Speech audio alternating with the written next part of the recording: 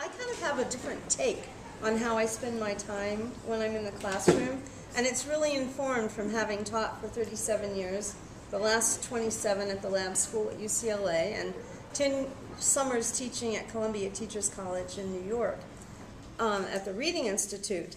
And so I actually focus very much on reading the books that are on Storyline Online. And it has a twofold purpose, really. Number one, when I was a teacher, I really wanted, maybe it's my control issue, but I wanted to be more in control of what was really happening with the students. So I tend not to take in an activity. I will print out the activities that I've already written that are on Storyline Online for each book and take those and give them to the teacher. But after I read the books, then a book, I spend the rest of my time with the students really talking about their readerly life. And I start by talking about my readerly life. So I always take the book I'm reading. Yes, my name is Vicki, and this is Vicki also. She goes as my helper every week. We read to a 4th grade class and also a 5th grade class at Galveston Elementary School. And the children almost unanimously say that their favorite book this year was The Whipping Boy. It takes several weeks to read, and it's full of humor, character lessons, characters with different voices. So, but the fun that the children had with it was we took these blow-ups of each character in the book, and so every time this character speaks, of course, his head has to pop up and do his dialogue. And so there's several different characters that all are part of the story. So the kids love that. But the most wonderful thing of it is that every year I would choose a small section of the dialogue every year. Every week I would choose one section of the dialogue and put the lines on cards. So this was Jimmy. Here's Jimmy. One of the children would get to be Jimmy that week. So they have their dialogue here, and when he says this line, they just flip that one down so that they're ready for the next line. So, oh my goodness. And I could just cue them each time it was their turn to read the next line. So they just, would read a line, flip it down, and they love it. Absolutely love it. Fabulous real kites in the attic, actually. And so I put a kite up in the room, and then I just used ribbon. Just, it's about like grosgrain ribbon, just tail. For the tail. the tail. And then every time we read a book, I'd put a flag on the, shaped like this. The name of the writer, and then the name of the book. And then I'd have the kids count them in Spanish and English.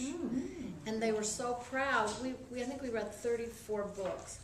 And by the end of the year, they could count to 34 in English. The thing that they enjoyed so much was the reader's oath. And so I had printed that up on colored paper, rolled it, and tied it with a piece of ribbon. And so it was like a diploma, sort of. And they were just delighted by that. And they were reading along with it, because they had memorized it anyway. And so that worked out really well. Reading at my wife's school, Griffith Elementary, in the BookPALS district.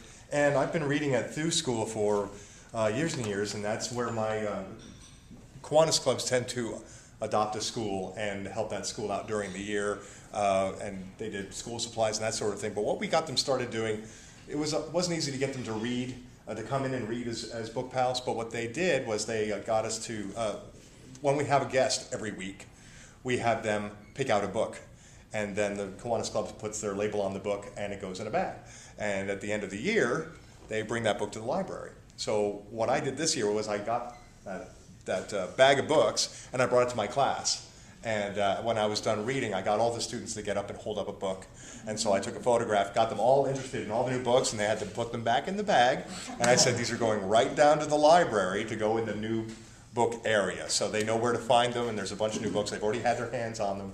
And so it gets them interested in reading. And the book I brought today was All the Places You'll Go by Dr. Seuss, because well, it's Dr. Seuss for one thing. It's very wonderful with language. And the color in this book is just amazing. And it really does, especially for students who are going to be moving on to a higher grade near the end of the year. It gives them that sort of motivation, some warnings, and just a little glimpse of what adult life is going to be like. And so I enjoyed this book, among many others. So. There's a book called Kamisha by a man. In Japan, there used to be these men that would walk the streets and tell stories to children from a picture box, and the picture box was a Kamishibai theater. And so I built my own Kamishibai theater, and the kids just love it. I mean, it's not reading per se, but it's storytelling and a couple classrooms, they made their own Kamishibai stories, and that blew me away, because that means I really hit them. It's just, I would think that was one of the biggest things they thanked me for was educating them ahead of time and telling them more. And my most unusual moment, I suppose, is since my father was a boy, and ever since then all of us younger members of the family have used this little prop when we go to show and tell. We have a stuffed duck-bill platypus. My dad was born in Australia. They found a dead one after a storm, had him stuffed, and he's been in our family. And so we were talking about unusual animals. I brought out this duck-bill platypus about this long, and they had fun looking at him. So anyway, it's just great to educate and get the thanks back for doing that. My name is Ayako. I'm reading to children at Campbellville Elementary School, and it's my favorite book because this is the most popular book, and they asked me to read this book a month later, so I brought this book again because I think this is a different culture, the small wrestler, and It's called Sumo Boy. Small boy.